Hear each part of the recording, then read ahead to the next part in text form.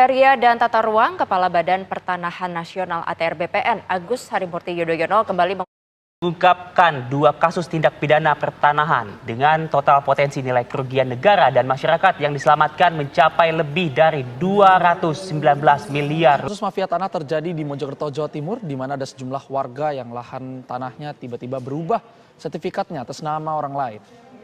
Dari 30 tersangka saat ini, 13 diantaranya adalah pegawai BPN yang terdiri dari 7 orang ASN Badan Pertanahan Nasional dan 6 pegawai tidak. Nilai kerugian negara dan masyarakat yang diselamatkan mencapai lebih dari 183 miliar rupiah.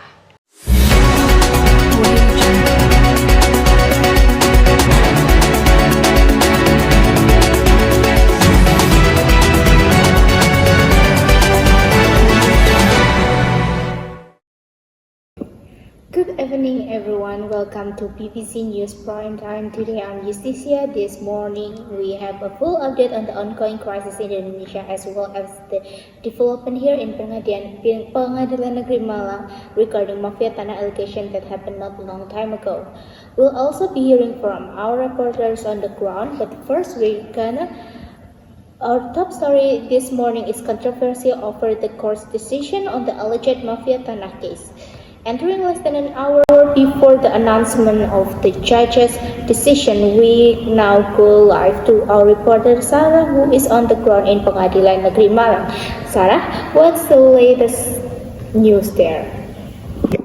So thank you, Yusticia. I'm here in Pengadilan Negeri Malang, so where the situation is rapidly developing. In front of Pengadilan Negeri Malang right now are crowded with the protesters who are mostly like the victim of the ongoing Mafia Tanah case, as the judge going to give a decision on this case anytime soon.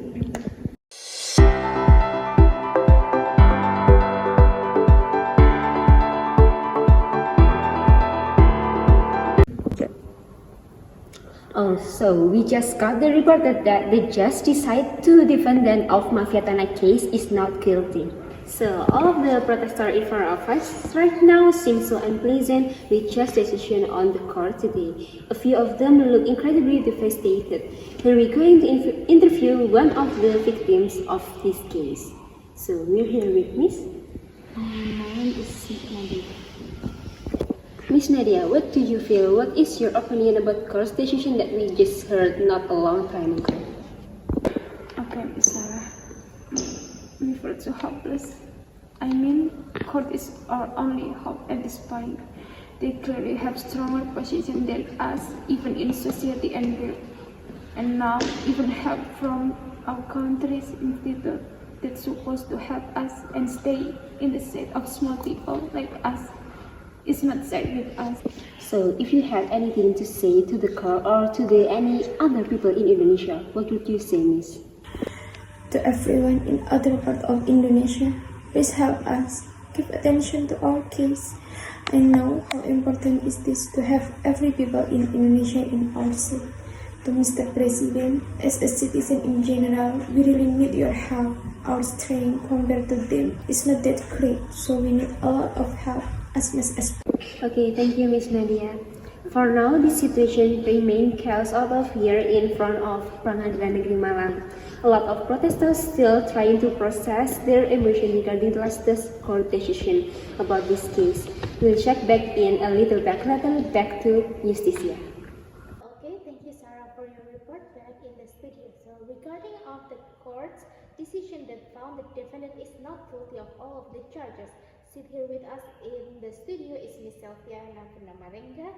As a legal expert, we want to interview her about her opinion in this situation.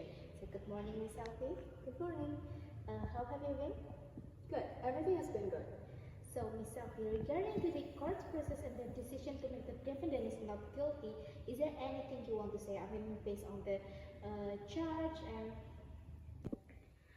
so Ms. Selfi, regarding of today court process and the decision to make the defendant is not guilty, is there anything you want to say? I mean, with the charges and the public opinion that almost all of them side with the victim, but despite the court and the judge keep stating that the proof isn't enough to charge the defendant with this specific act. Okay, so actually, from my own perspective, I think the lawsuit submitted to court already used to correct article and I don't see any problem with it. The proof is also valid and trustworthy, and I think the only problem is with the investigation. So based on that, what do you think is the best thing to do in this situation? Like I said before, the investigation needs to be reviewed again, with notes that the investigator is independent, isn't under any side of pressure, and the investigation then upwards. Because I really have the assumption that there's some people out there that have some interest and something to do with this. What was that sentence supposed to mean? The victim clearly said that this case has anything to do with government institute that take interest with this case. But in investigation report, we didn't see any of report about this government institute. So based on your statement, there's some conspiration that the court was protecting someone or some institute. So based on that speculation, what is the impact that will happen immediately, especially if this alleged accusation turn out to be true? Okay, the most immediate thing that will happen and affect the victim directly is the land prices around that specific location is going to drop drastically. Another thing will happen is definitely public trust to government institute that already just another inch above the ground going to decrease even further. Okay, Miss Selfie, thank you so much for your time. We will be back again on our night report at 11 p.m. tonight. Stay tuned on our channel. Hello.